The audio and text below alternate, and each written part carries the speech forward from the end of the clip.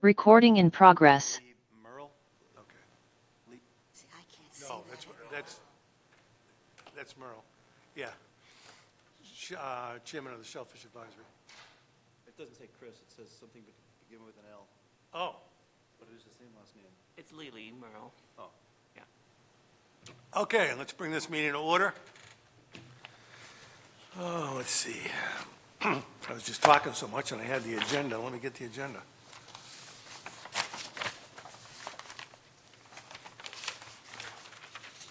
Thanks.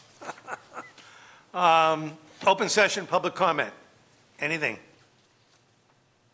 Well, I'm not the public, but I have a comment. Well, public comment or session. Go ahead. So I recently had a personal experience with Wellfleet's home occupation bylaws. And I think the town administration and offices don't understand them. I think the town building commissioner does not understand them and cannot enforce them. And I think we should relook at the definition especially, but all three home occupation bylaws to make sure they make sense today for Wellfleet.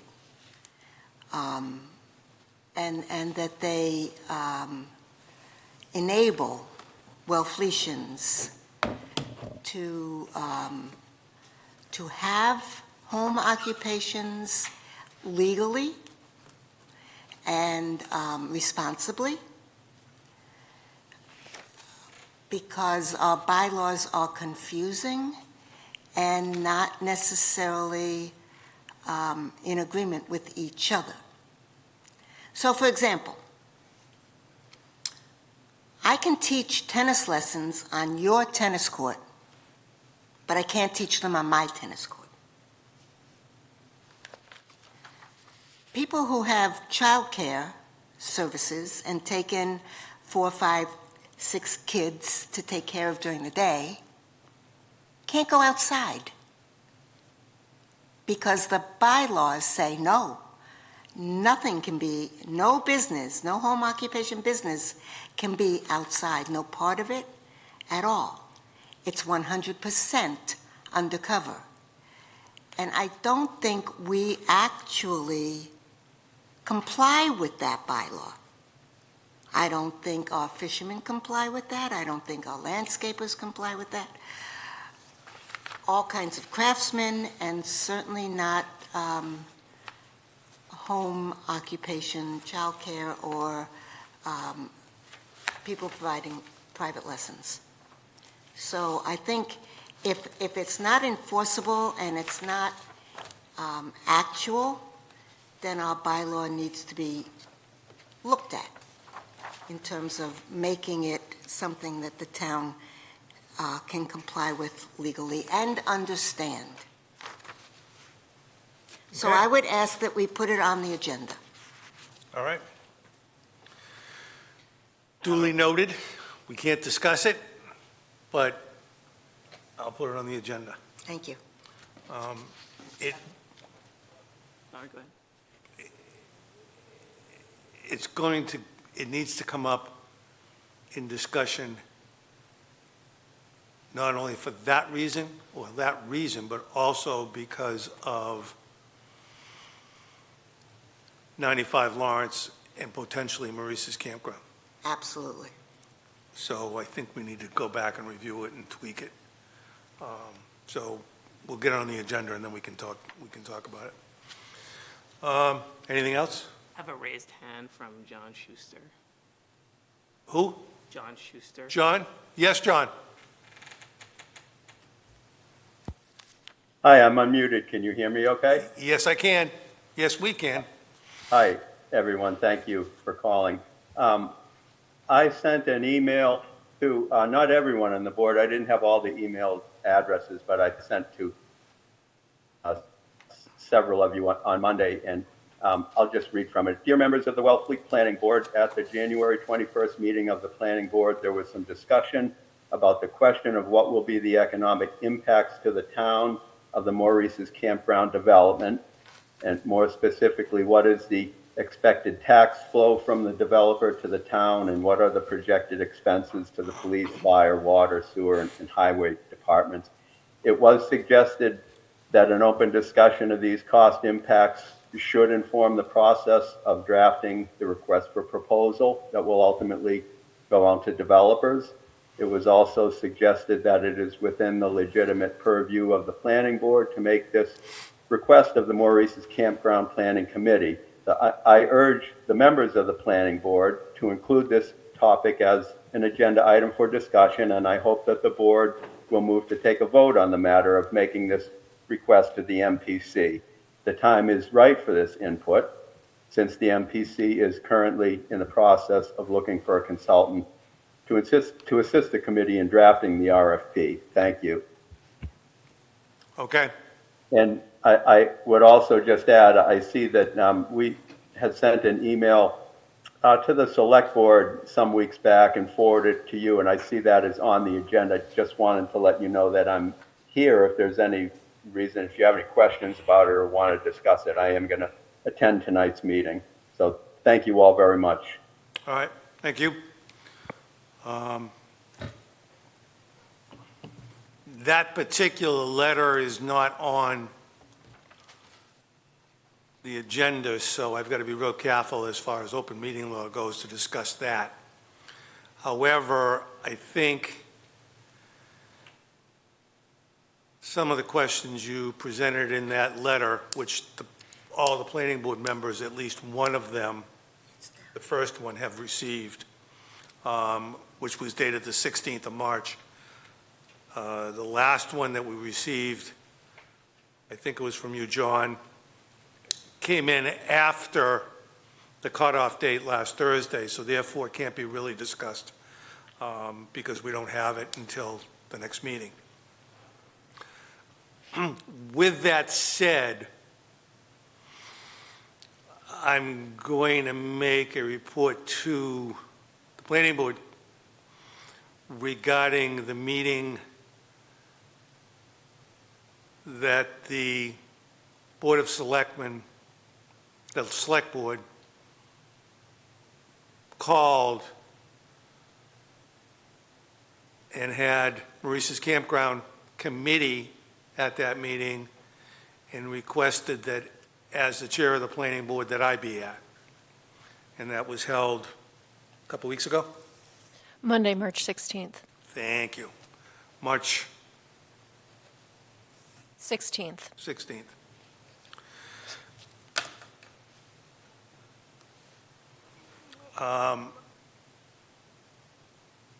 When that meeting was called, I had thought, because it was called, TA called it probably because the select board requested him to do so, or he wanted to get a handle on it, one of the two, and have Maurice's there. I had thought that the letter that the planning board had sent to Maurice's and copied to the TA and to the select board was one of the reasons that meeting was called.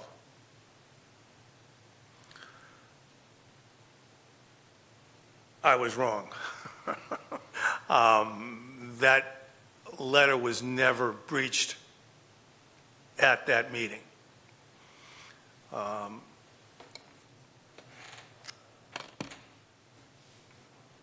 I did talk to the chair afterwards and asked why, and he said, I didn't know about it, but may have just missed it. I did check with Rebecca, or I had, I'm sorry, I discussed it with Beth, town planner, and she got to Rebecca and found that, no, it had been sent out to all the members of the select board, and I said, would you do me a favor, please, and resend it? And I think we did send it. Yes, Chulani sent it communicated with Rebecca, and Rebecca confirmed that she sent it again. So that's still out there.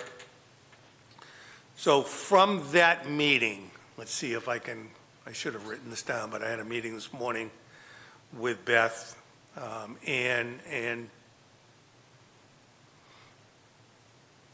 Beth Singer, vice chair, was there, and two other members, along with Carl, the chair of Maurice's, another informal meeting that he had called and that we went to this morning. So the report for the meeting with the select board and Maurice's campground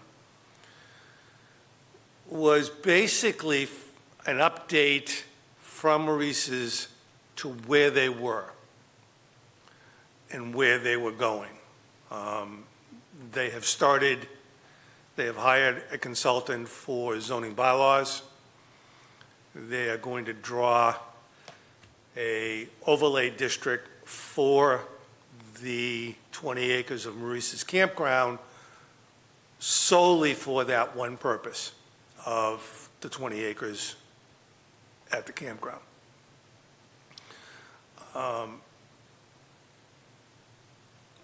There was discussion back and forth where it was going and how it was going. They asked me about the process of getting on it on the warrant.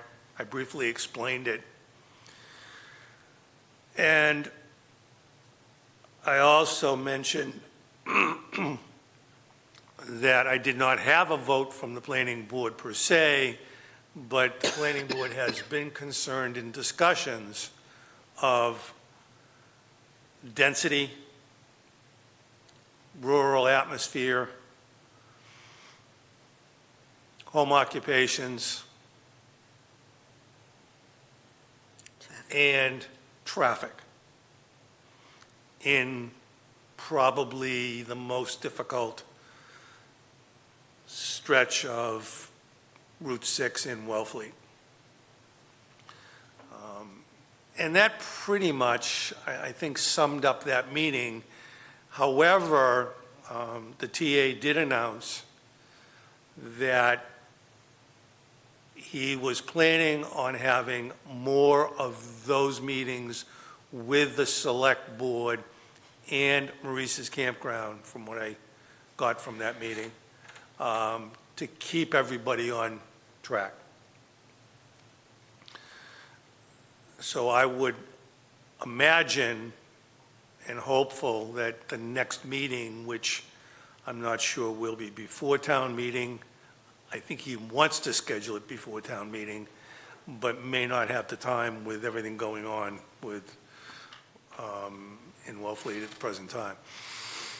So that's the report on that particular meeting. I can give you an update on this morning's meeting.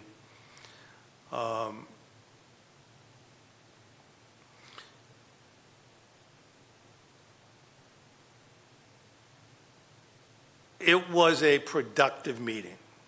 I think that the two members that were there, along with the chair, were of the consensus that they wanted to discuss the overlay district and the zoning changes with the planning board.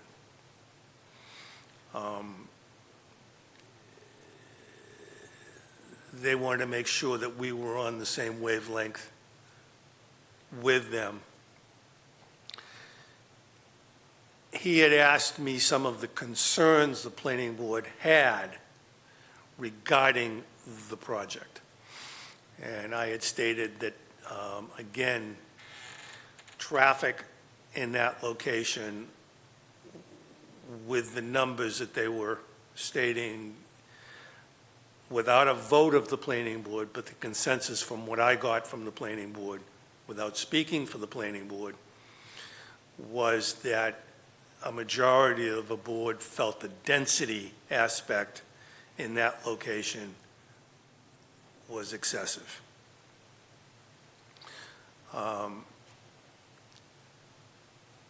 I again mentioned, and I mentioned at this previous meeting, that the 100 units in Northeastham off Brackett Road that is an affordable housing project comes out on Brackett Road. You then therefore can take a left and come out to a traffic light on Route 6, or go right, go to some of the ocean beaches in Eastham, and then come out to the Marconi traffic light towards Orleans. Also, 95 Lawrence, you can take a left when you come out of the exit, go over Long Pond Road into town directly, walk and drive, or take a right, go by the police station, come out to Route 6 and take a left or a right, traffic light.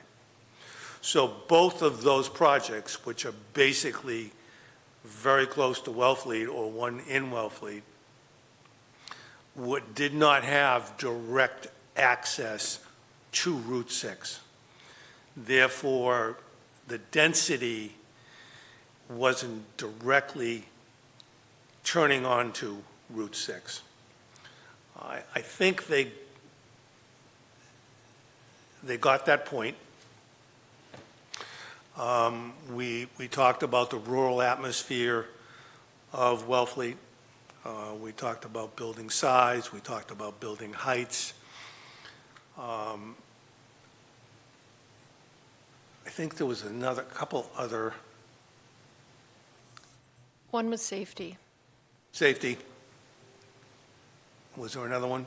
Access. Access. Safety and access. I did mention, because I got a packet, I requested Beth to get me a partial Wellfleet comprehensive plan, as well as the comprehensive plan that was done for Maurice's.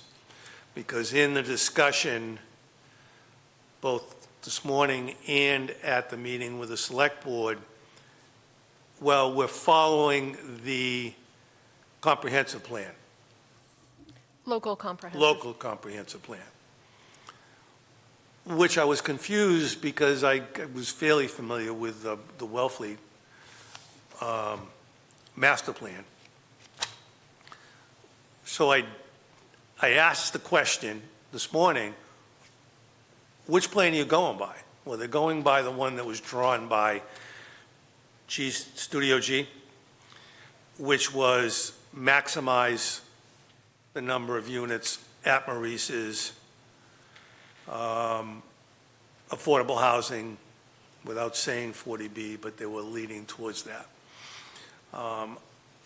So I did mention a few things, and after rereading, and I can gladly get the members the short version, because I think the master plan for the town of Wellfleet, or the comprehensive plan, is like 185 pages. Yes, the local comprehensive Yeah, plan local. is basically 87, 88 pages, but then there are, I think, 14 appendices, so it is well over 100, probably close to 200 pages. Okay. So, It is online, right. town website. But Beth put together a packet for me, or Shalani did, and I can get it out to you members and have her sent it to you, or do it in paper and you can pick it up, highlighting a number of the items that were relative in nature to Maurice's.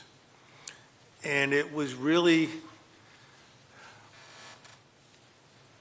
a good review, because even though it was done in 2008, it was consistent with what I had told Maurice's Campground, Oh, one other item was the rural atmosphere of Route 6. And I had mentioned that because Carl asked me, we need to maybe have some idea of what you were doing, the planning board was doing on Route 6, because you mentioned it at the select board meeting and the Maurice's Campground meeting as far as protection with zoning. And I mentioned that once you come over the Sagamore Bridge and you hit the Orleans Rotary, you barely see for that stretch of 30 miles or so, barely any development. You'll occasionally get the glimpse of this, exit 6, the bus stop,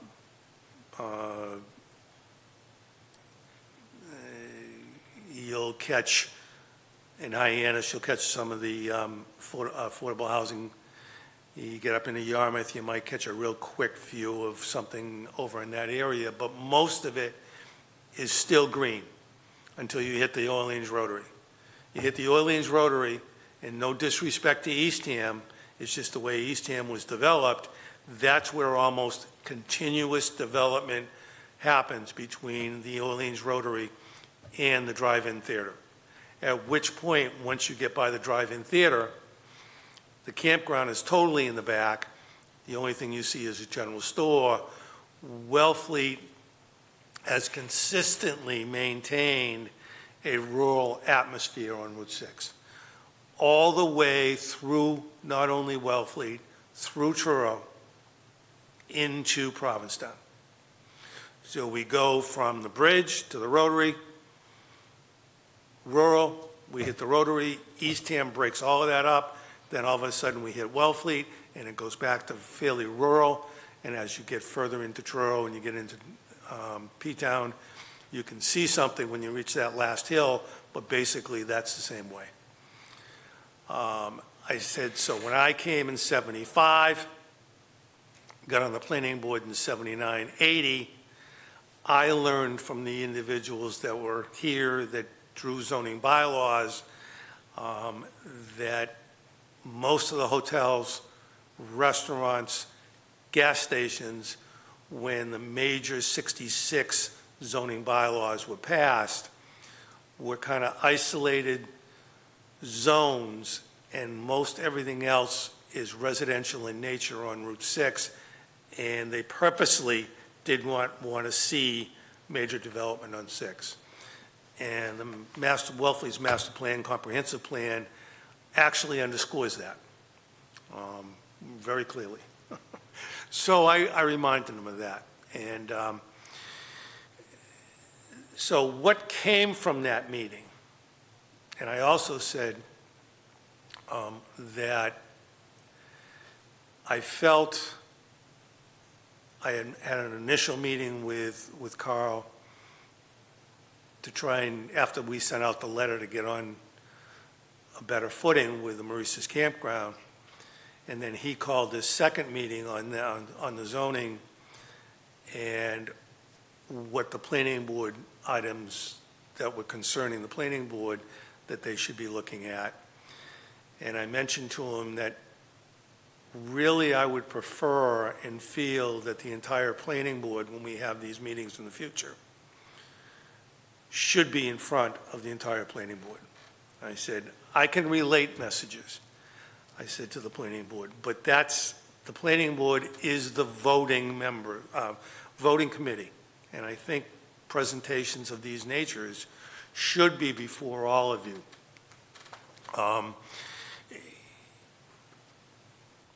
It's one thing for me to give a report, it's another thing to go eye to eye and have them in front of us and really kind of discuss it.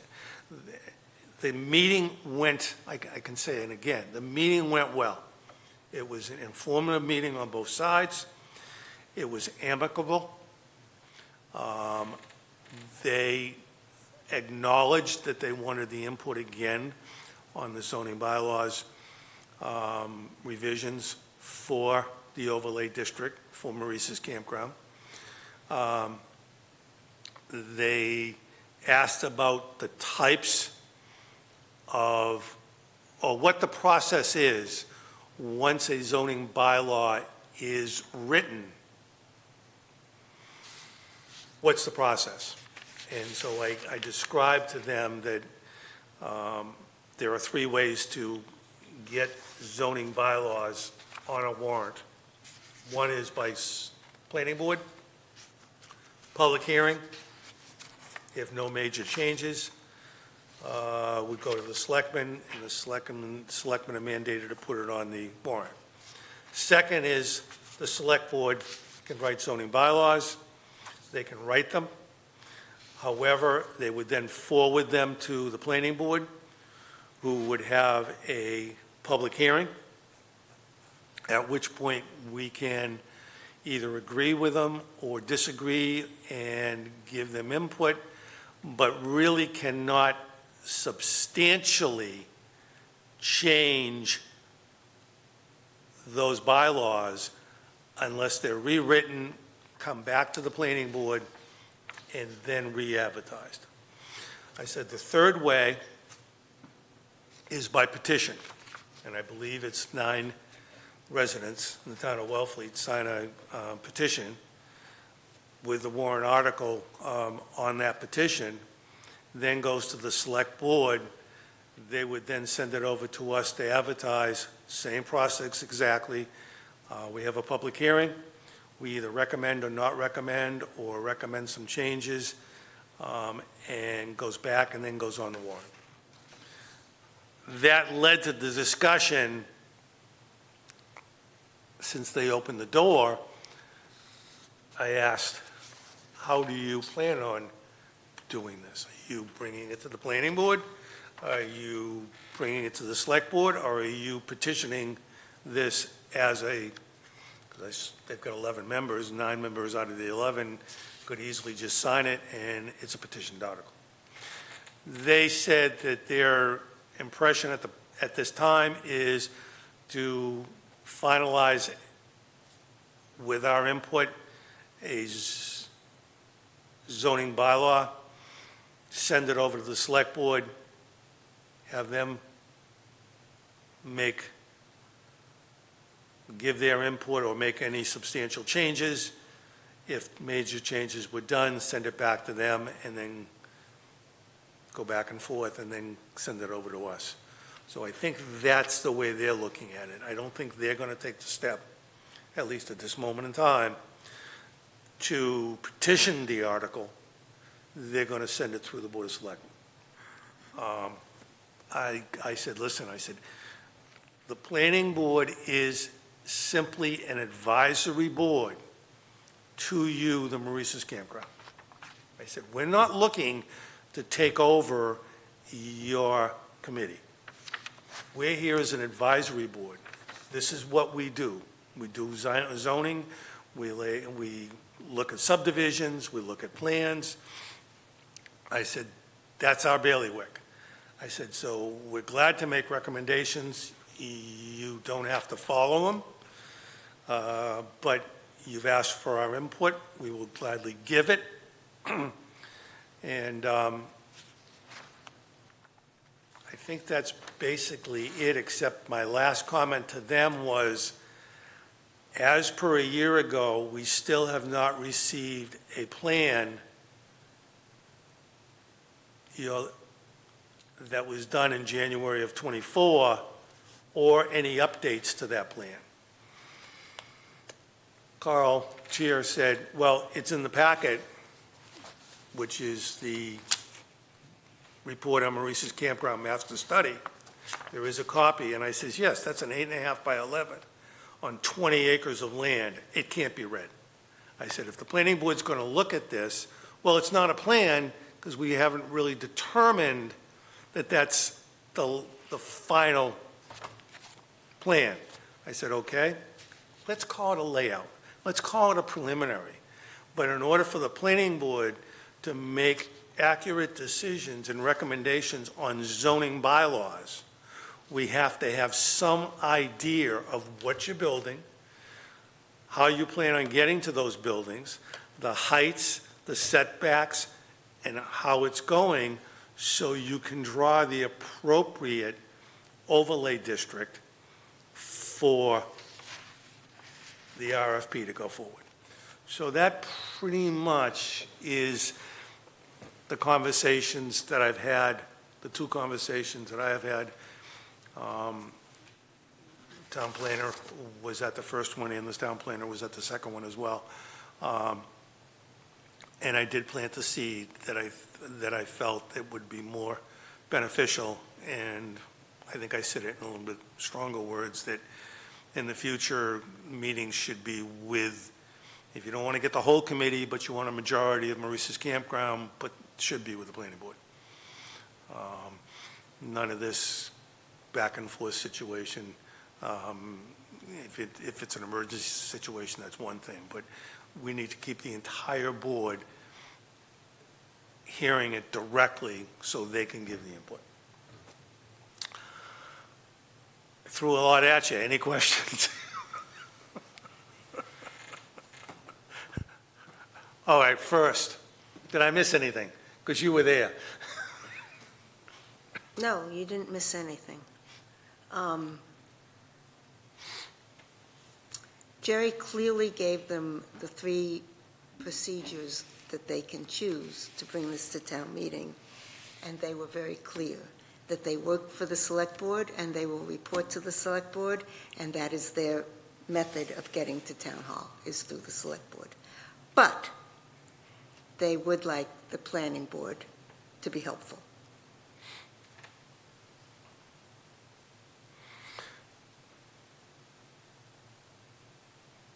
We should probably get, you have any input? Yes, I can I do. tell. Yes, Thank you. you're good. Through the chair. So I think, as you stated, Maurice's, they said that they would get the enlarged plans to the planning board. They should send them to Chilani, and then we can distribute them to planning board members. And then there was the request that the planning board have a meeting to discuss what the planning board sees as the most relevant points of discussion to go forward with a follow-up meeting with Maurice's planning committee. So at some point, once we get those plans, the enlarged plans, have put it on as an agenda item with the planning board to look at the plans, review, see what are the items of discussion the planning board wants to bring forward to Maurice's, and then schedule a meeting with Maurice's, a public meeting. Right. I did say, again, this was this morning, it was almost 3 hours, and by the time I got back to the animals and got everything else done and then got here, it didn't have time to do any real notes, but it was also discussed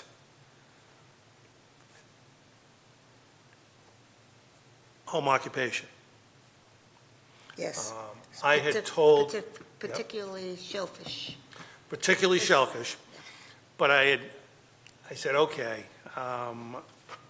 it's been a long time since I drove through the North Eastham 100-unit project. So I did that yesterday.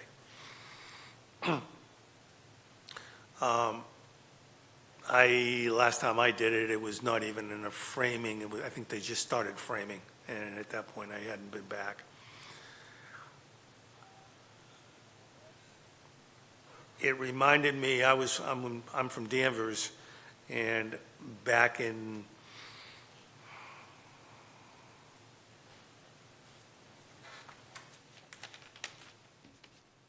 probably early 60s, mid-60s, there was a major builder that was building all over the North Shore of Boston, Campanelli. And when you went into a Campanelli development, it basically had two designs, and it was house after house after house, all the same. And it wasn't 5 units or 10 units. He was doing 150, 250 houses at a crack. When I went through in this, I'm not throwing bullets here at Eastham, but it was a perfect scenario for me to go through, look, because I knew I had the meeting the next morning, and I was surprised. There's 100 units. I knew the number. There's 25 individual units with 4 apartments in each unit. Pristine, a lot of lawn, a lot of sidewalks, a few bicycles, and a few grills on lawns, and 1 parking space. So basically 4 parking spaces in front of each building. And there was probably scattered out through the subdivision or the division or the development, maybe 20, I didn't count them, places where you could put a pickup truck, extra vehicle or something of that nature. There were no decks in the back. There were no second floor decks. There were no porches on the front. I don't think there's any basements whatsoever, so it was purely a apartment dwelling community. No atmosphere whatsoever of workforce housing. Now, I'm sure that there were laborers, I'm sure there were people that owned some businesses, but none of that was seen on that property. The parking was at a minimum. So even if there was an area, there's no place to park the vehicles. I mentioned that to Maurice's this morning and said, okay, it's pristine, but 250 units, and you're looking for workforce housing, and that works on your single families, but with all of the apartments that are scheduled here, where are these individuals, especially shell fishermen, who work outside? I didn't even know Beth was going to say what she said today at the open session aspect, but outside they work. Tumblers, equipment stored during the winter, trailers, trucks, besides their passenger cars.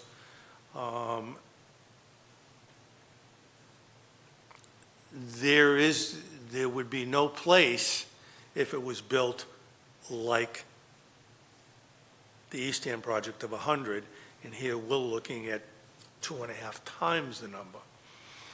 I said, you've got to look at it in a different view if you're looking for workforce housing. They've got to have areas where they can have their equipment, where they can park their PVC, where the contractor can take some extra lumber that he needs to store. And if they don't have that area, if they qualify to go into the facility, you're going to force them to go rent someplace else. Now it's no longer affordable. So it's I said, this is what zoning is all about. This is what density is all about. You got to think it through. And so you can say it's for workforce housing, but you got to provide the area. So they said, well, at least they said, well, we don't feel that, yes, they need it, but we really haven't set aside anything. We're thinking that the town should really find Someplace else. someplace else. Especially for fishermen. That's what was said. I'm Find just telling you what was someplace said. I'm all for taking that 20 acres and turning it into a little mini industrial park. 100%. I think that would be a great use for it.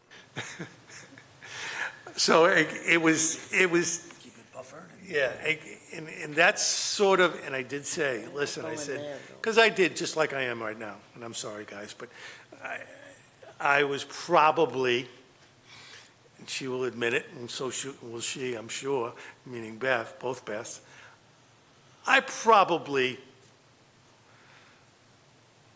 did most of the 75% of the talking, because I have a hard time keeping quiet, but they were asking for input. I had said that myself personally, and one of their members agreed with me that 95 Lawrence was a sounding board for how many local preference people we're going to have.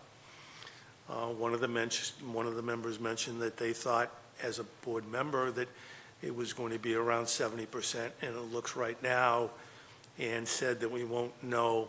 Schiffenhaus, who's involved with it, said, Jerry, I don't think until the end of June we will have the official count as to how much, but right now it looks like almost maybe 30%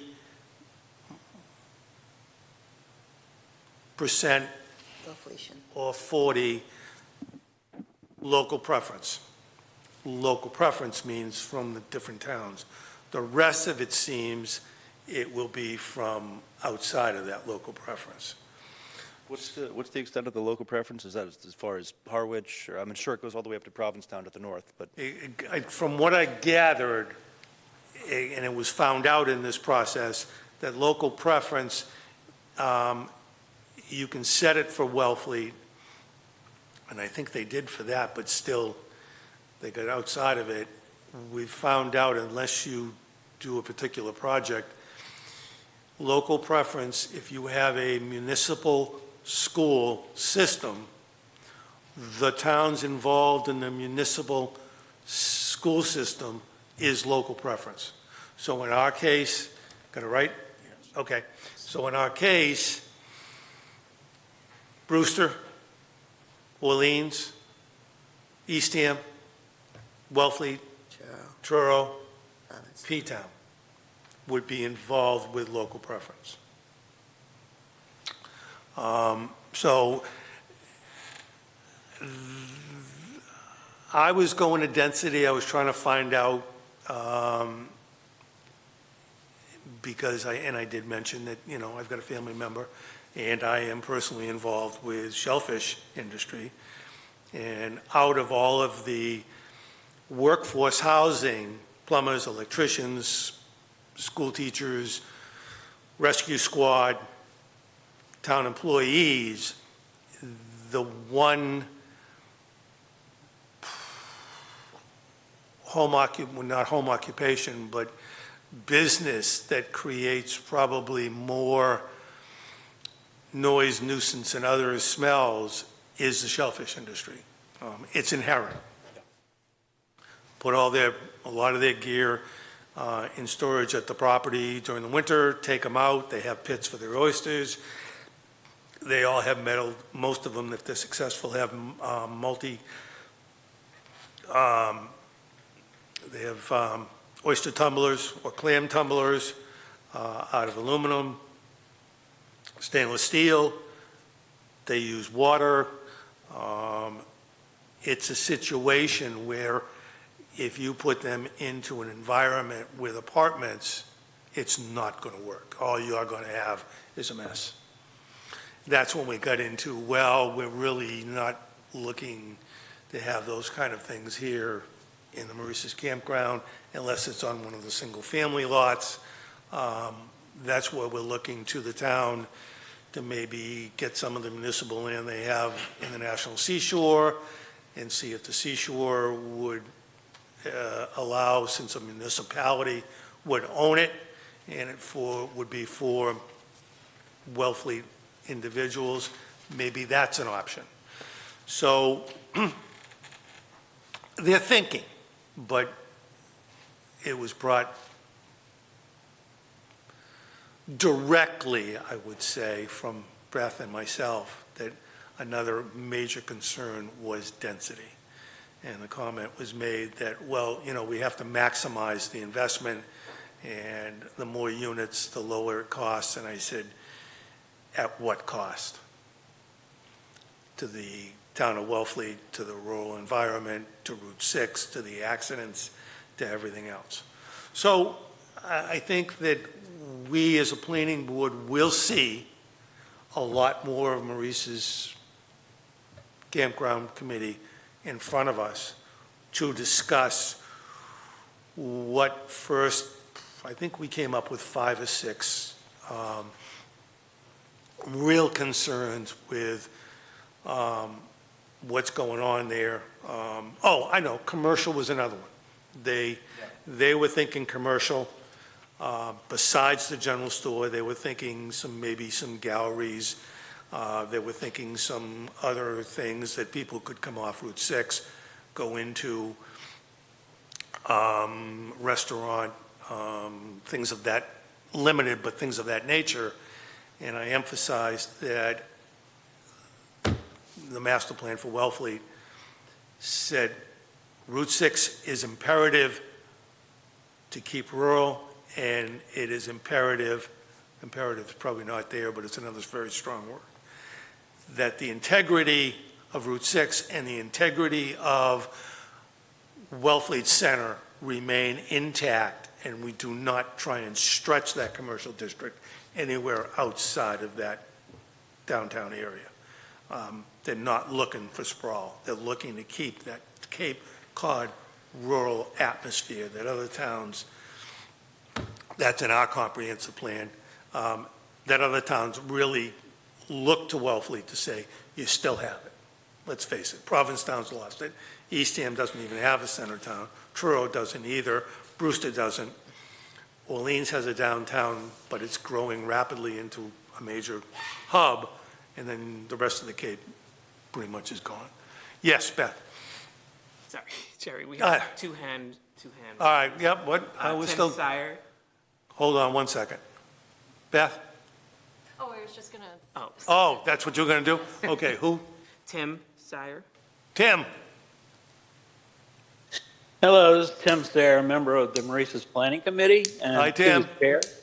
Hi. Can you tell me who from the Maurice's Planning Committee was in the meeting this morning? Because I'm unaware of who it was. Thank you. You're putting me on the spot, damn it. One gentleman that was on, I'm going to say Zoom for a better word, was Jeff. Jeffrey Sachs, And Jeff. Roland Blair. Roland And Carl Sussman. and Carl. So those were the No, three Ann's members. not on, Ann is not on, not on the no, Ann is an employee of the town of Wellfleet on Ann's the housing coordinator. housing So coordinator. she's not on Maurice's. Okay. Did that answer your question, Tim? It did. Thank you very much. I appreciate it. You have a great evening. Thank you. We also have Martha Rollman. Martha?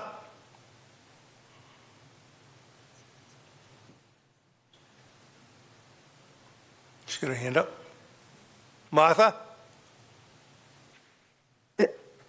Yeah, can you hear me? Yes, I can. Oh, sorry. Hi, Martha Rollman. I just wanted to make a comment about the traffic issue, and I have a background in regional planning, and so I kind of look at things through that lens, and so I see this as a real issue, potentially. And it just seems like we should be looking at this in a more regional context. And, you know, I know in Eastham they have plans with the tea time development, which is less than a mile down the road, and also right on Route 6. You know, so I think we have to kind of look at things in a wider context. And also, I just wanted to bring in my concerns about the water, the drinking water, which, you know, we keep hearing, oh, well, the water's coming from Eastham. We've got the intermunicipal water agreement. It's fine, good. There's enough water. But, you know, when you look at those lenses, and the Nauset lens is the smallest of all the lenses of the aquifer, the sole source aquifer, and you look at the different the pumping regulations and the water extension and all these, you know, factors, and the fact that the Wellfleet Drive-In also has an agreement with the town of Eastham for another 50 million gallons a year. So that's 50 million for gallons a year for both the drive-in complex and another 50 million for the Wellfleet, for Maurice's campground. And that's a pretty significant amount of water, especially in terms of how much water Eastham is allowed to pump and their projected, and their average pumping numbers. So anyway, I do look at all those things and, worry about the sustainability. And I guess I'll just leave it at that. Thank you. You're welcome. That was brought up. There was a question, more than one question, at the select board meeting with Maurice's, and Maurice's committee had their wastewater consultant who, and I will admit that if you ask me questions on zoning, I think I can hold my own most of the time, but when you get into wastewater and you get into other things of that nature, it's out of my bailiwick, and don't pretend to know it as well as I know zoning, and I'm still learning zoning every day. Their engineer, wastewater engineer, made a case that all the studies they have done, that the treatment plant facility that will be built at Maurice's will provide clean water, cleaner water than what's coming out of the ground, I think, basically before it ever leaves the property. Because Springbrook was a concern, because that trickles right out to Wellfleet Harbor, and we're very concerned about nitrate levels there because of the oysters and everything else. But there was a strong presentation by that engineer that was not going to be a problem there. I don't know, quite frankly. I think this will come up in more conversations, but I believe you are correct that not only will Wellfleet be tapping into Eastham's pipeline for water, I know the drive-in theater is in the process of, or has done it, and I also believe Parkington's campground area has tapped into it as well. So Wellfleet is using up a lot of that water aspect. I don't know what their final count is, but it has been brought up. It's on their, both the select board and Maurice's radar. It is being discussed. Anybody else? Okay. I do have one comment. Yes. So if anybody did miss that meeting, it is on the town media, it's on the town website under town media, the recording of that meeting between the select board and Maurice's campground. And the date was March 16th of this year. Thank you. I'm going to take a breath. Any of you have any input? Questions? Seems like something of a public discussion of the project in general. I put on here report at Maurice's campground. I think it's in that report. If there's something that I said in the report, I think it can be discussed. You okay with that? All right. I'm looking at Beth through Beth, and I just got to make sure that. No, I think that's fine. I think it's within our open meeting. So yes, go ahead. Well, I'm not sure if this is, you certainly haven't mentioned anything about it, but it seems, from my recollection, there was a number of Maurice's Campground Planning Committee meetings that were sort of public forums to get some feedback from the public, what we wanted. I believe there was 3 of them. Is that your Yes. memory as well? I think it was 3. I don't think it was 4.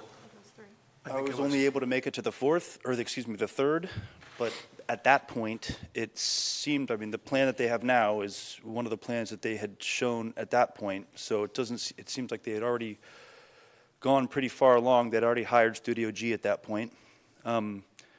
They're pretty far along in what they seem to be planning. I'm just curious, because I wasn't at the first two meetings, if there was ever any consideration about other uses for this land, particularly an industrial park. I mean, Let's call it a tradesman's park. well, tradesman park, yeah, but someplace where shell fishing or contractors or auto mechanics or anybody like that that has that sort of business could operate out of, because there are a small number of industries in this town that can afford local people the kind of living or income that will eventually, through diligence and hard work, give them, the salary or the savings necessary to afford a house in this town. This plan doesn't help those people whatsoever. So, there may be a restaurant or something in the commercial aspects that they're considering that might lend to that, but I'm disappointed with this plan because there is no commercial use for people that might need to expand their business in order to get themselves the income necessary to buy a house out here. But even previous to that, I wonder if land swaps with the National Seashore were ever considered, because the town has a number of other parcels around town, and a project, a much more useful project or a much more beneficial project or a much safer project might be considered somewhere else, but I'm wondering if that avenue just was never looked down at all. Not by this committee. Right, so there's 20 acres, but we also have how many acres by Marconi? So if we traded land with the seashore, then we could have a much bigger space to work with for a different sort of project. So my concern, I suppose, what I'm trying to say, very long-windedly, is that the planning of this committee, I don't know how thorough it actually was. If all of the potentials for that property, the Maurice's Campground property, were exhausted and thoroughly looked at before they committed to housing, specifically, almost primarily housing. I certainly can't speak for Maurice's Campground, but I think the answer to get some input there is Studio G was brought on early on and hired as a consultant. That's where the number came from to maximize. I do not think Maurice's Campground Committee was given any other direction other than the 20 acres at Maurice's Campground. I think as they got into the project, Studio G made their reports, had those 3 meetings, and I'm leading this to say the reason why they were at 250 is finally I got the answer that, well, that was what Studio G came up with in the report and recommendation. I think at this point, when this morning, for example, and it's the first time I've heard it because we had this meeting, that they were concerned with workforce housing and that the town should be looking at other locations for not a place necessarily for the workers to live. They would live here, but for the businesses that would hire the individuals to work would need a place. That's when they brought That's up. exactly right. Yeah, well, that's when they brought up the National Seashore, and I was. It Yep, would go ahead. seem, pardon me if I may interrupt, it would seem in that case, if they're deciding to go strictly with housing, that they stopped becoming a planning committee for the Maurice's Campground and started becoming a housing committee for the Maurice's Campground. But if their consideration was that other places in Wellfleet could be used for those other uses, that needs to be some sort of integral plan. That can't just be one committee running off with one parcel and doing what it needs to do without there being any consideration for the other parcels and what could possibly be done there. Because it doesn't seem that we're ensuring that we are using these parcels efficiently or effectively in concert with each other, if that's the case. I'm getting the impression that that is the case, that they're looking at this as a single project and not looking at the overall situation or problems because they're thinking it's outside their purview. I want to just say, they were very clear that their mandate came from the select board. I believe Bob has his hand Bob up. has, yeah. So, Go ahead. And that's who they are responsible to. Understandable, but we are also the planning committee here, and you know, the planning of the town is our responsibility, so. You know. so we also have a situation where, yes, we have 40 acres in the middle of Marconi, the old airstrip, Which could potentially be 60. which could be 60, till it's surveyed exactly. There is Already- money. And there's already a road going to it, already with a traffic light. Well, the road going to it is to Marconi Beach, from But- what we now understand, is going right over our property. Correct. So there's a road going to it. Yes. So, however, the problem now becomes, and when the subject was brought up this morning, is, well, you know, the town has property within the National Seashore, that's where they might look to put the tradespeople from the entire town of Wellfleet.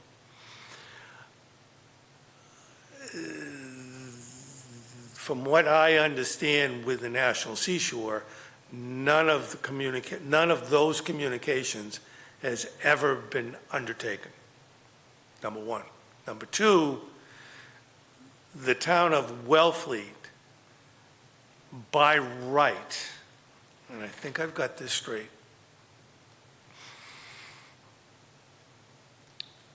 is exempt and by right can build anything as far as a municipality goes. It's sort of like the seashore. They don't have to come back to the town of Wellfleet for a building permit or for appeals board. They can build anything they want within the seashore. I think when the seashore came in, municipalities were exempted, but it has to be a municipal use. I don't know, in my experience over the last 35 years, that anybody's dived into it with the National Seashore, is to say specifically what is municipal use. Can we, certainly the senior center is municipal use. Certainly a beach is municipal use. Certainly bathrooms, certainly things of that nature, municipal use. But is there a line that says, well, wait a minute, if the town of Wellfleet is going to do a tradesman's area and rent it out to those individuals, is that a municipal use? I think at some point, and when things of this nature, when projects of this nature start going down the hill, I think to your point, we need to take off the blinders and say, okay, what are our alternatives?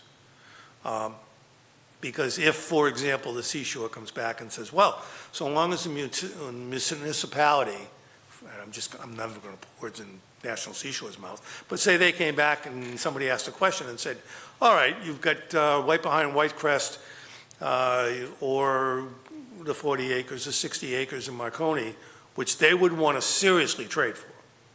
Okay? There's a very serious amount of money right there. That is the last piece of property in that large area that they do not own, because that's the old camp site. So you got private houses all over the ocean side in private ownership.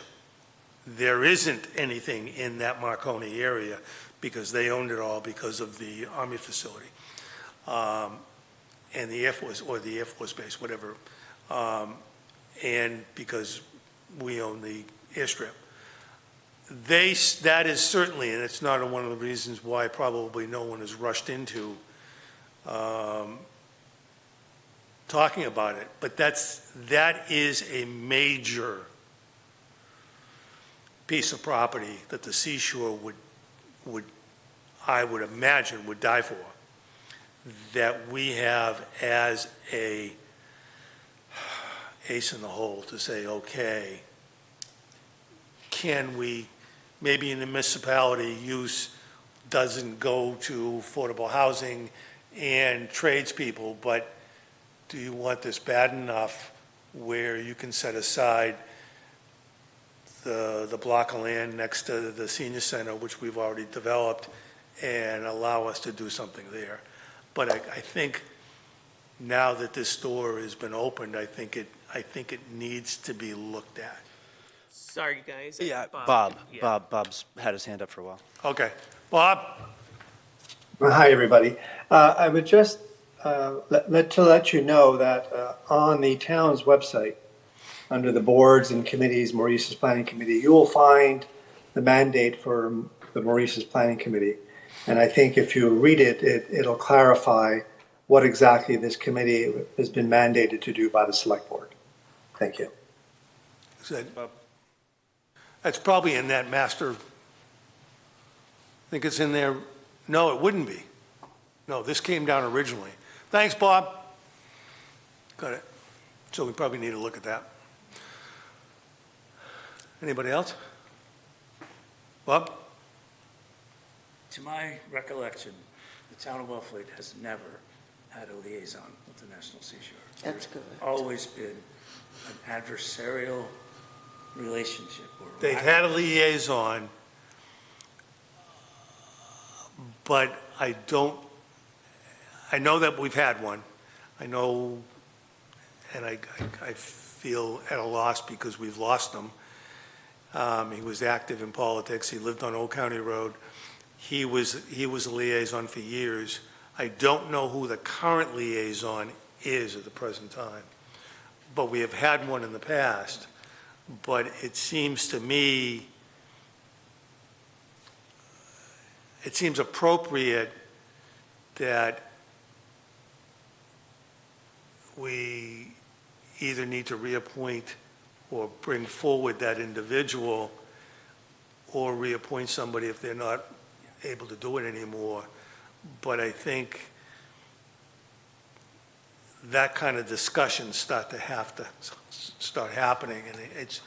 and that brings me to a point on that plan that you see, which will be blown up and we'll get the plan. They at least on the layout, I'm not gonna, because it's not a plan according to Maurice's. It's just an idea. But on that last layout, they had a second egress and entrance to the project. The one across from Gill Road, which everybody uses now, along with the access to the general store, which is separate. Now they've put in a sidewalk from the general store to Village Road to where that traffic light is going to be for pedestrian crossing. They have another access egress, curb cut. I mentioned to them, have you guys called DOT to find out whether or not they're going to allow you to do this? Because if you're doing planning and they're not going to allow it, isn't the time to review this kind of plan now? Get ahead of it instead of behind it. Comment Carl came up with it. Well, we're still working on the fact that we think once we get the project going, that DOT will come back and allow us to put, or they'll put a traffic light at Gill Road, which is the access now. And I basically said as politely, I think I was polite, I said, I can't speak for DOT, but with what they have done out on Route 6, what they plan to do in Truro is turn all of that into one lane, as well as Eastham when they get to that project. And they're going to redo the rotary in Orleans. Eastham is now on the agenda to do as well. That they're not going through this kind of process with spending this kind of money and then dig up something. And then Ann brought to my attention and reminded me that because we're taking state, or the state is taking state and federal money to do this project, Truro, the highway, there is a point where you can't make changes for a number of years. So don't anticipate that the DOT is going to put a traffic light there. If they were going to do that, they would have done it now. They're not going to rip up a highway they just put in, and they're not going to give you a second access. But you need to get, this is where planning comes in, to say, have you gone and done it? Because what good are plans or layouts without knowing and having the knowledge of what you can do? You remember what we went through with Charlie Hamsler? Yes. Okay? 2 years of traffic studies, literally. And the state said, nope, we're not going to do that. This is what you're going to do. This is what you're going to do. And they are autonomous, as they own the road. Sometimes Wellfleet is the last one to know. Now, I understand just lately that they are beginning to operate a little differently, and they are now talking to the Wellfleet, they're talking to the police departments, they're talking to the DPWs to get some feedback. But I've done a little research, and that second egress I don't think is ever going to happen. And they said, well, maybe we'll just, because Village Road is a town road that goes into that 20-lot subdivision that was done 25. That was one of the last roads we took, which comes out right at that pedestrian walkway, but the access directly across the street from the drive-in, they were thinking, well, maybe we'll tie into that. You're just compounding issues, maybe. So, I think this is the kind of dialogue that I am hoping and have hoped that we can have with Maurice's campground to say, hey, listen, and I think I said it as nicely as possible today, we're not in control of this project. We're here to help and get the best project we possibly can with input for what we do. We're not trying to override you or replace you. And I think we got that point across today. I think we made headway as to communication, better lines of communication. I think we still need to drive home as we get deeper into this as to what are the economics of what's it going to cost, because we did mention the fact that the fire chief, I said, fire chief is concerned about rescue squad getting up there. They may want a two-car garage with a ambulance in that facility, meaning in the 20 acres. So they have somebody on board, because Eastham is basically, from what I understand, said, we're not we are back up in emergency, but even though we're closer to that, we can barely take care of our own rescue squad situation. We can't bail you out. Is the National Seashore an abutter to this parcel, or are they just a near neighbor?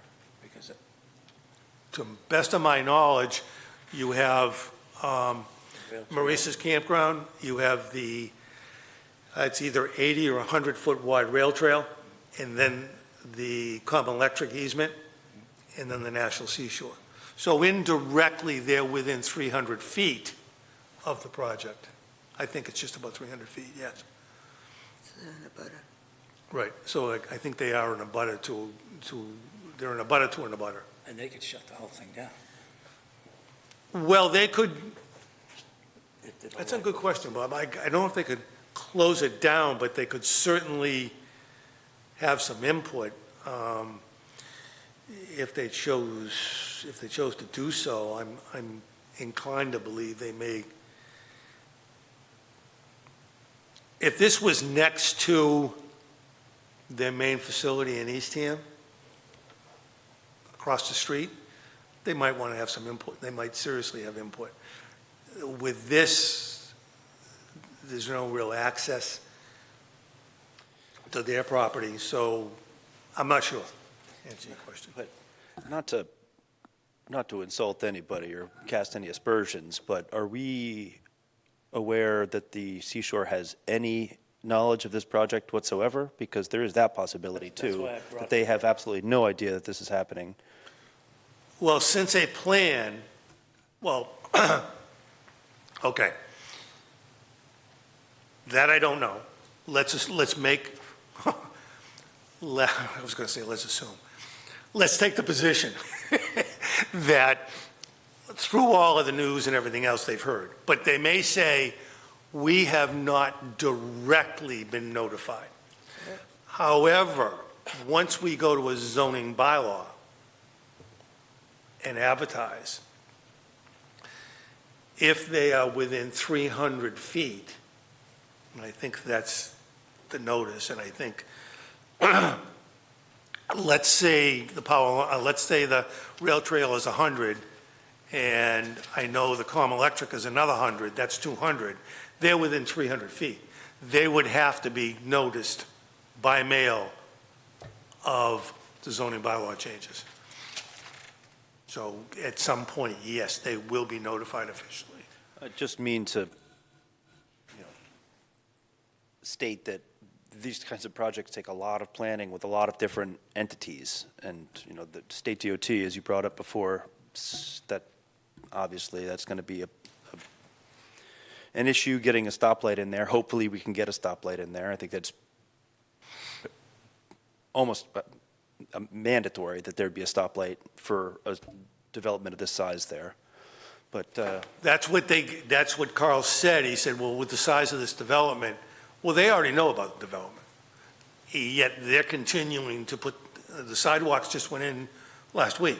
right, and I don't think they would have done any of that work had. Exactly.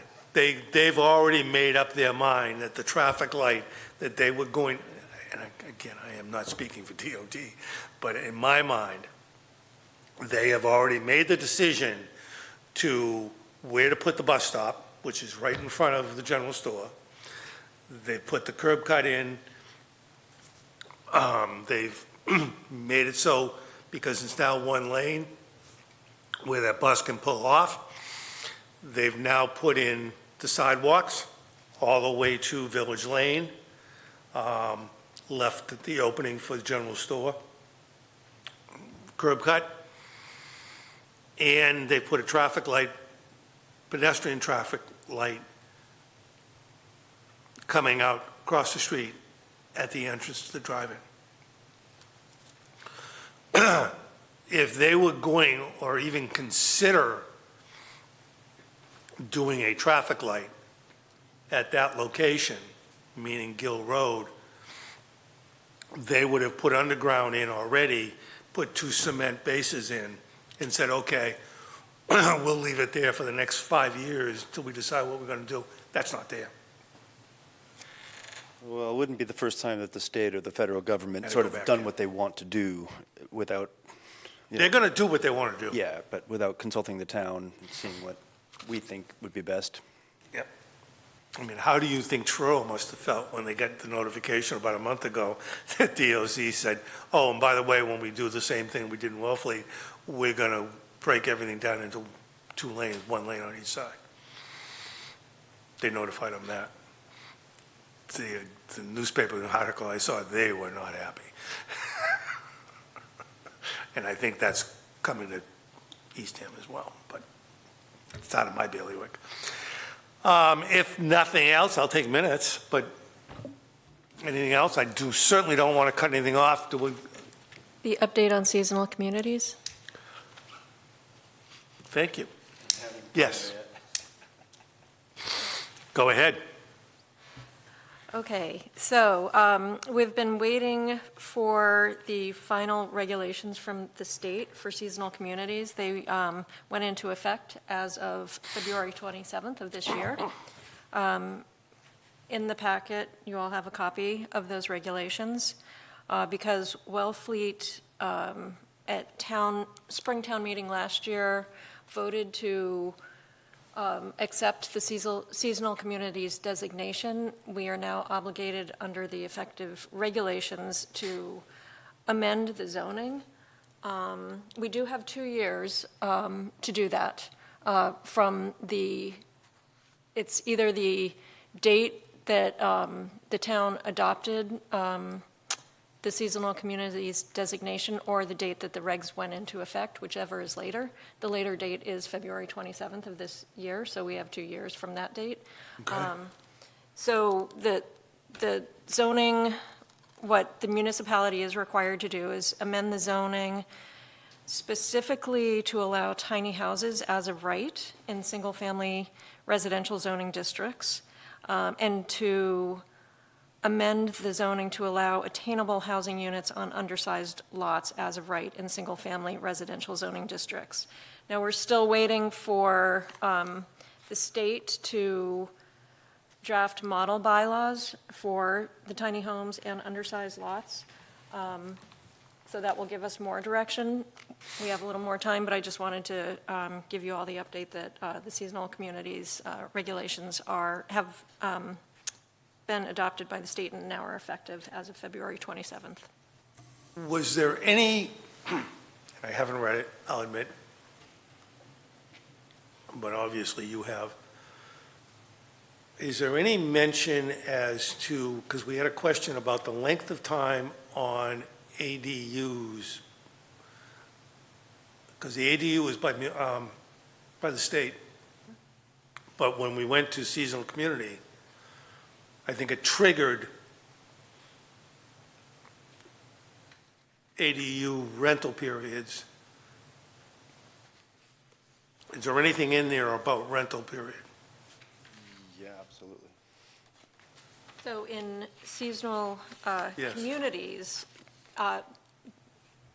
so in terms of tiny houses, there is a requirement that it's year-round, On the tiny house, tiny house. okay? Yep. So that's year-round. Same with the attainable housing on undersized lots.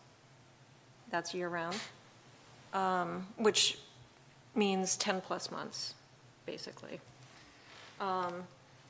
So, and then in terms of the ADU, there is a bit of overlap, but the ADU bylaw, that is in effect, I mean, we do need to, I think, in my opinion, amend our zoning to be consistent with the ADU, the state's ADU bylaw, but that is in effect. So, for example, if somebody were to come to the building commissioner with an application for an ADU and it complied with the state reg and our local bylaw in terms of zoning bylaws, in terms of height, setbacks, et cetera, it would be as of right.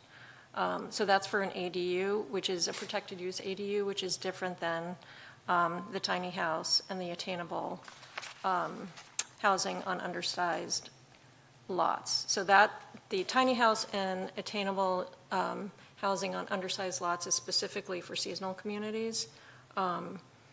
But then there is actually a little bit of a question, could one of them be an ADU? But, so there's a little bit of overlap that we haven't been presented with that situation yet. Well, there was discussion sometime last year about either it was the state ADU bylaw or seasonal community passing, that the rental period had to be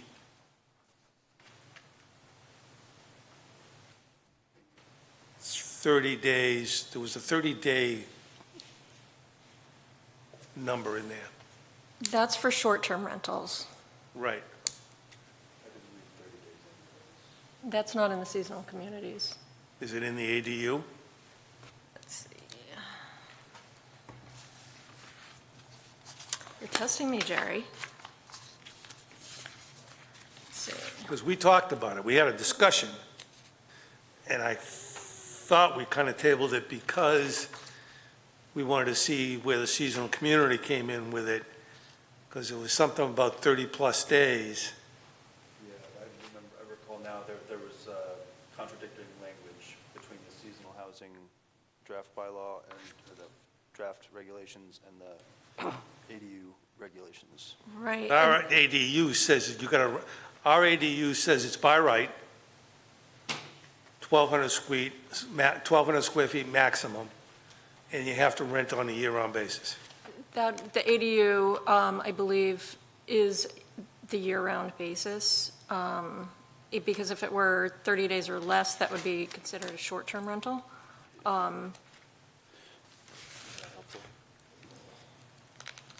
Seasonal community may have.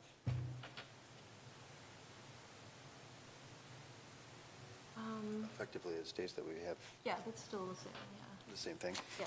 So basically, what Al just pointed out is, this is for the seasonal communities. So we can, in our zoning, put a year-round, basically deed restriction on a tiny house, attainable housing on an undersized lot. We can, and should, put that restriction in our zoning under the seasonal communities. Now, for an ADU, it's different there, and the state has actually recognized that there is an overlap between tiny house and ADU, and that the tiny house requirements apply only to tiny houses as principal dwelling units. So, Okay. Not secondary on a property. correct. So it wouldn't be an ADU. I don't think that the tiny houses actually affects us at all. It's a 10,000 square foot lot, which is already what we have zoned for a single bedroom. Can we build a single bedroom house or no? That would be an undersized lot. We'd have to have a half acre lot to build a two-bedroom house in Wellfleet? Two-bedroom, because you can Yeah. do a one-bedroom Yeah. in 10,000. That's what he's saying. Right, that's what I'm Yeah. saying. That's already the zoning law. That's a Board of Health regulation. Okay. The question is, today, in the old days, we could get a septic and well when we had a leach pit on a 10,000 square foot lot. Today, with a leach field and with the new IA system rearing its head, and they have to, when they put in a new system, they have to leave the difference, I understand, to upgrade to the new AI between the tank and whatever. So now, if you're not on town water and you're in a area like Indian Neck or someplace and you got a 10,000 square foot lot, it's going to be extremely difficult to get a septic and well 100 feet apart, and then from your neighbors as well, now that we've gone to Title V, now that the state's gone to a new Title V regulation with leach fields. So to clarify, so under the seasonal communities, an undersized lot is a lot that is either 10,000 square feet or 25% of the minimum lot size of a single-family residential zoning district, whichever is greater. So the tiny house or the attainable house on an undersized lot has to be principal dwelling unit. Whereas an ADU, say it's a 30,000 square foot lot, there is a two-bedroom house, they have a two-bedroom septic, they wanted to put an ADU, they could potentially put an ADU on that lot. It would have to be one bedroom if it were a 30,000 square foot lot. But then for the ADU, it would be, the ADU would be limited in size to 900 square feet or 50% of the square footage of the main dwelling, whichever is, Okay, but what, yeah, sorry, I'm not remembering correctly, but it's, basically, it's 900 square feet or 50% of the main dwelling unit, of the square footage of the main that's under dwelling. the state ADU. That's under the state ADU, which is protected use ADU, which does, it is applicable and effective currently, As of last year. correct? But the other ADU that we have is still on the books, allowing 1,200 square feet, year-round rental, and doesn't, and only is lot coverage. What council has said to me was, and almost a year ago, some towns do not, instead of making it by right, they go for a special permit. So if we changed ours by right to special permit, or left it alone, whatever,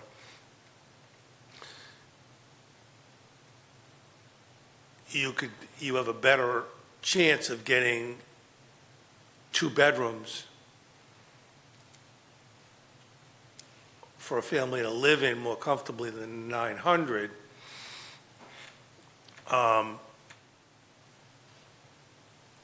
But if you're going to leave it, what council said is what most towns are doing, because they want the option, some don't, some do, is simply rename the ADU to something as simple as ADU 2.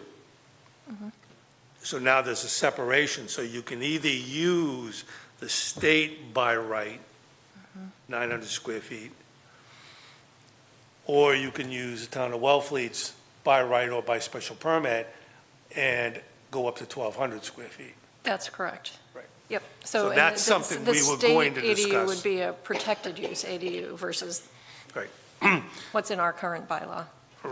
Right, and that's something we've got to discuss when we're discussing the ADU to update the state regulation into our zoning bylaws as to whether we want to keep the other or not. Okay?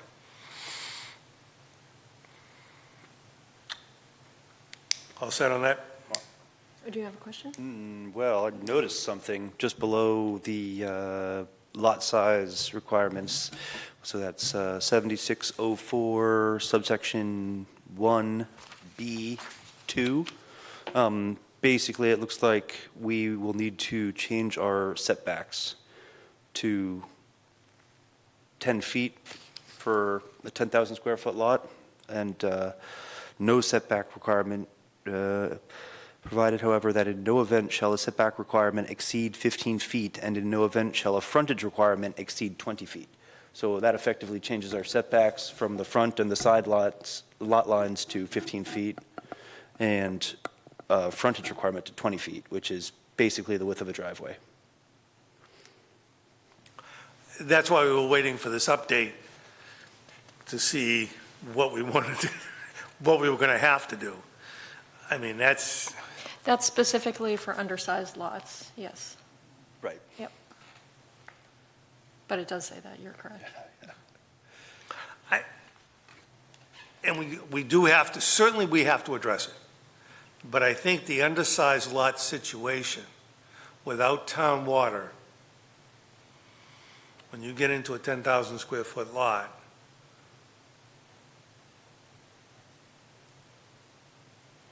is going to be very, very difficult to find. I think at most of the time at this point, they've been merged in. The, So, well, okay.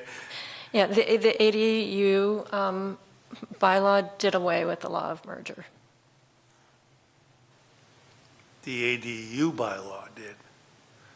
Or So- I'm sorry, the Affordable Homes Act bylaw So what did, they're yeah. saying So is if you basically- had two 10,000 square foot lots, you built on one, you didn't build on the second, but because our zoning changed, and you held it under the same ownership, we've merged them together, so it's a 20,000 square foot lot. What the seasonal community has said is, notwithstanding what you've done, it's still that 10,000 square foot lot, is still an undersized buildable lot? That's correct. Okay.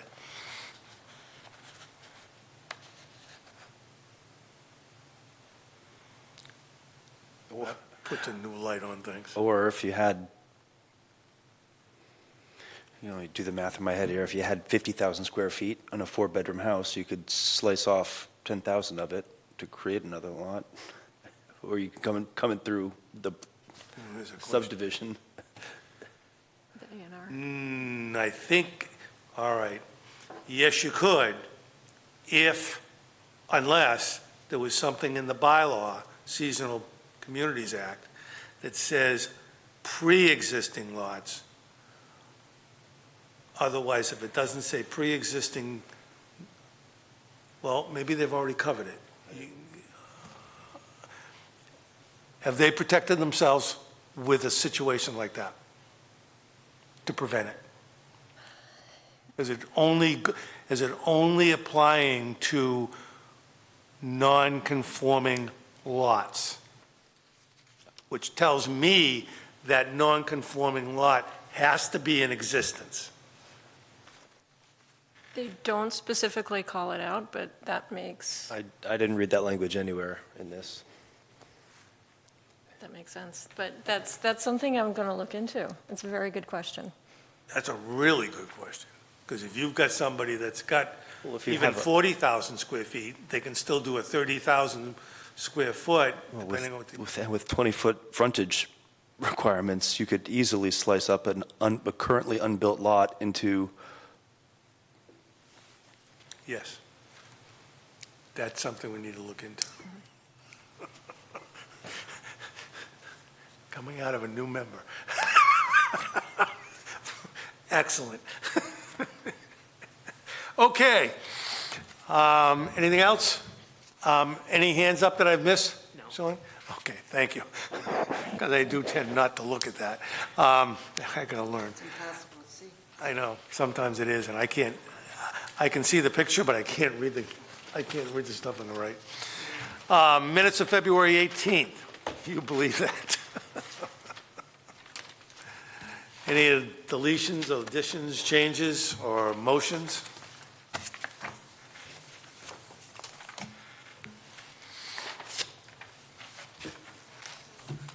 Anyone want to make a motion? I wasn't here. Who was at that meeting? I wasn't here, you weren't here. I'm not even sure you were. Ugh. I don't have Who was, Bob was not there. So for the meeting minutes, in attendance, it was the chair, vice chair, Bonnie Shepherd. Via Zoom, it was Don Timas and Alfred, but we only have two? two. Move it So- to the next meeting? Okay. Next meeting is April 15th. I won't be here, John. Okay. So maybe if we're going to put home occupancy on the agenda, We'll put it on the following. May. Yep.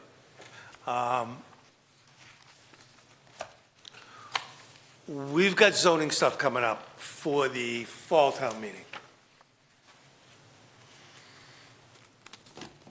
I don't know how elaborate it's going to have to be, but normally speaking, and I'm just kind of looking at this early, well, I haven't had a lot of meetings because there just simply hasn't been anything there to discuss. This is now, for all intent and purposes, April 1st. It's come and gone. So we only have one more meeting in April. Now we're looking at May, June. Usually July, August, we meet once because it's a crazy summer. Everybody's going crazy. I know Alfred's out straight with the boats. I got the galleries. I don't know whether you guys, Bob, I know is crazy. I'm always available. You're always crazy. And if it isn't the building side, it's the kids' side. Do you want me to keep it to one meeting, July and August?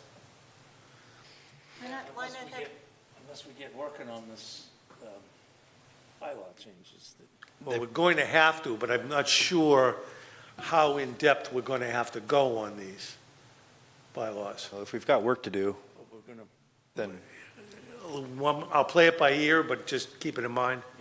well, make sure. And, you know, if it's not the first and third, and we have to change a date, and this room is open, we can always change the date. And inquire with the other members that aren't here and see what their schedules are going to be looking like. So, I mean, Alfred is always busy. but- Always, yeah. Bob, when you coming back? We should be there middle of June. Middle of June? Yeah, Okay. And I think Dawn comes back about the end probably of around the May, same time. Oh, maybe the 1st of June, about the same time. Okay. All right. I will keep that in mind. Any liaison reports? All right, correspondence. We took care of both of those individuals. You have received letters, copies of both. I think what Beth and I talked about yesterday? When letters come in from an individual, not notices from adjacent towns, but when they come in from individuals, like these two correspondents, I think we both agreed that Shalani would, when he gets it, because it would come into the planning board, he would kick out a copy to each member. So it might not be on a Thursday, it might be on a Monday or something. Just be aware that we're trying to update you so you get time to look at it. It would also be in the packet as well, just to cover the bases in case you don't bring it, but we're going to try and get that communication to you as soon as possible, so you can digest it. did you make it to that wastewater meeting? No. There were a couple members that didn't. Oh, and it was a Zoom? It was a hybrid meeting. It was a yes. hybrid meeting. No, I didn't. Okay. Sorry. All Do you know when the next one is? I do not. But there were a couple members that didn't make it, so you weren't alone. Okay. And did everything go all right in Florida? Yeah. Congratulations. Congratulations. 7.5 pound 7.5 pounds? Girl. screen bath. Any motion to adjourn? I move we adjourn. I'll second that. Discussion? Anyone opposed? It's a vote. It's all yours. Thank you. Appreciate it. I'll try and keep you all informed as much as I possibly can, but as I say, we'll